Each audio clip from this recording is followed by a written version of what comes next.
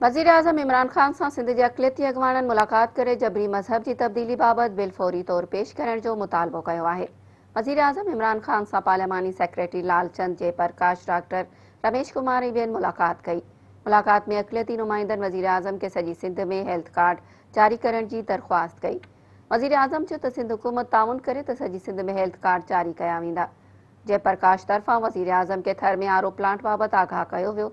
लालचंद उमरकोट में university campus में छाछरो में ग्राउंड फराहम करण ते वज़ीर आज़म जा थोरा मञिया। वज़ीर आज़म मेंबरनि खे सिंध में तहरीक इंसाफ़ जी तंज़ीम साज़ी करण जी बि हिदायत कई। ज़रियनि जो चवणु आहे त वज़ीर आज़म इमरान ख़ान उन मौक़े ते जल्द हैदराबाद, लाड़कानी ऐं मीरपुर ख़ास जो दौरो करण जो ऐलान कयो। मुलाक़ात में ममलिकती वज़ीर फ़ारूक हबीब, ख़ास मुआविन आमिर डोगर, MNA मखतूम, ज़ैन हुसैन कुरैशी, औरंगज़ेब कच्छी, मोहम्मद याकूब शेख ऐं ॿिया बि मौजूदु हुया। मुलाक़ात में पंजनि तख़्तनि जे मसइलनि, हलंदड़ तरक़ियाती मंसूबनि ऐं बजट जे मामले ते ख़्यालनि जी ॾे वठि कई वई।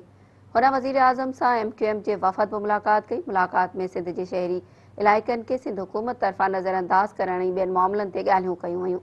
मुलाक़ात कंदड़नि में साबिर हुसैन क़ाइम ख़ानी, सलाहुद्दीन, उसामा क़ादरी, किश्वर ज़हरा ऐं ॿिया बि शामिल हुया।